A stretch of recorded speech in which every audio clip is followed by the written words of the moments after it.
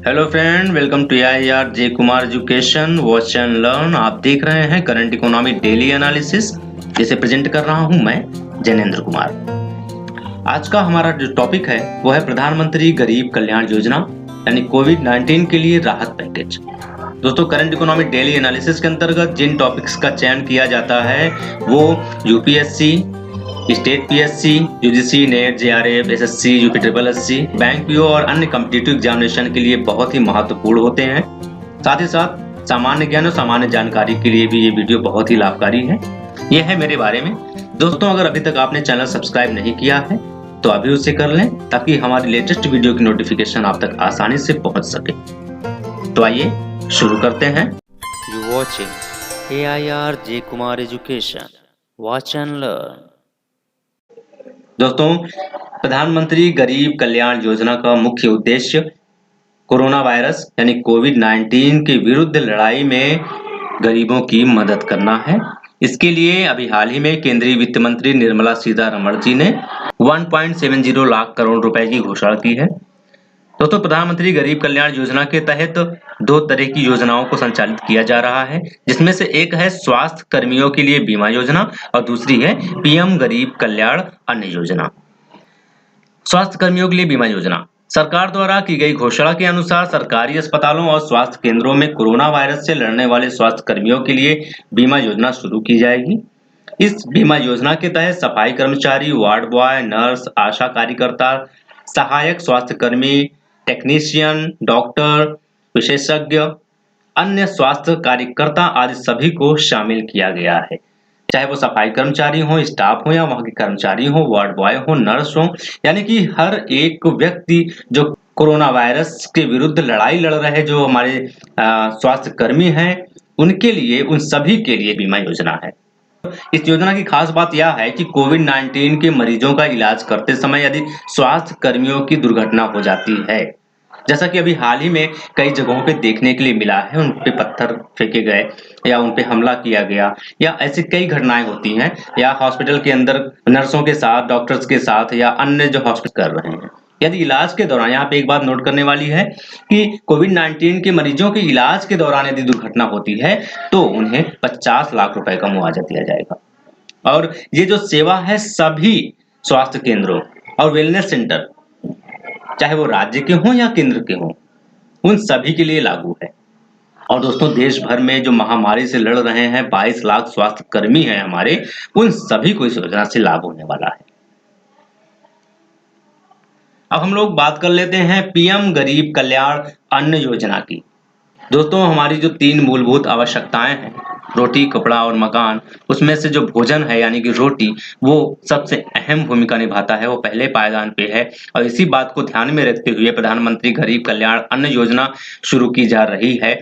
और इसका मुख्य उद्देश्य ही यही है कि भारत के गरीब परिवारों के लिए खाद्य सुरक्षा सुनिश्चित किया जाए।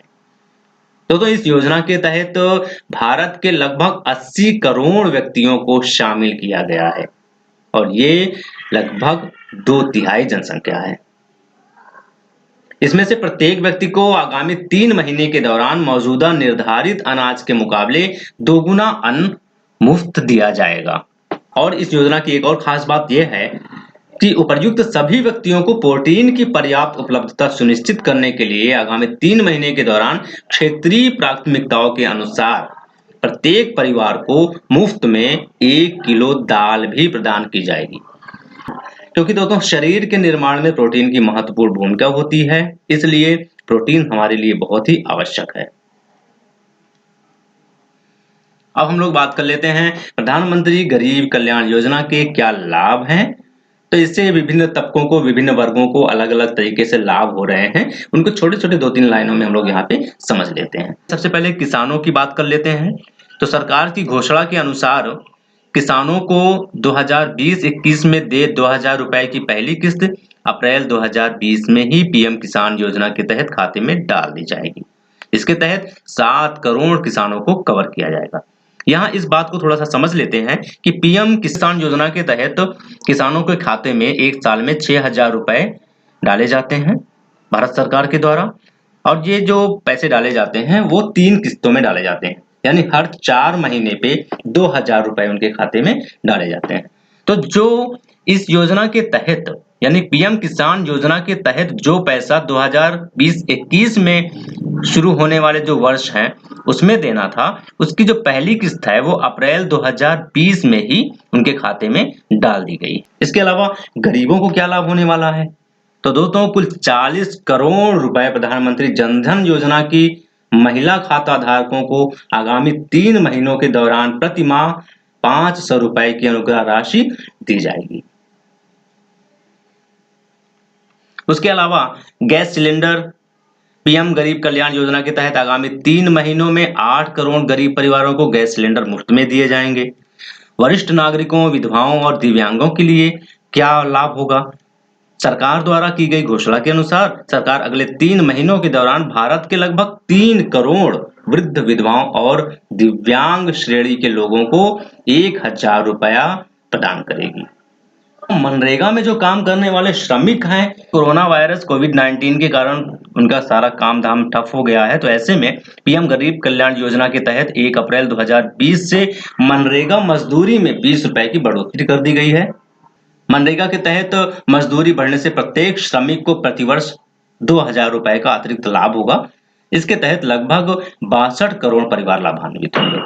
तो देख लेते हैं स्वयं सहायता समूह जो SHG जो हमारे देश में संचालित हो रहे हैं, ग्रामीण महिलाओं के सशक्तिकरण के लिए SHG बहुत बड़ी भूमिका निभाते हैं। ऐसे में भारत सरकार ने राष्ट्रीय ग्रामीण आजीविका मिशन के तहत महिला स्वयं सहायता समूहों के लिए जमानत मुक्त ऋण देने की सीमा 10 लाख रुपए से बढ़ाकर 20 लाख रुपए कर दी गई है।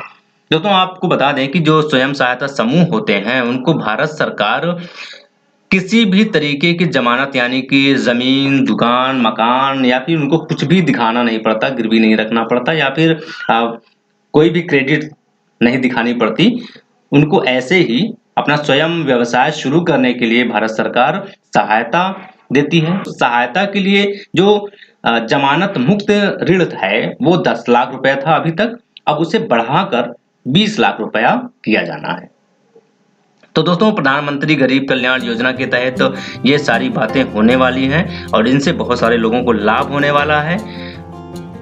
आपको ये वीडियो कैसा लगा इसके बारे में कमेंट बॉक्स में आप जरूर लिखें और आपके सुझाव सादर आमंत्रित हैं ताकि हम और बेहतर कर सकें। तो इसी के साथ थैंक यू फॉर वॉचिंग। नमस्कार।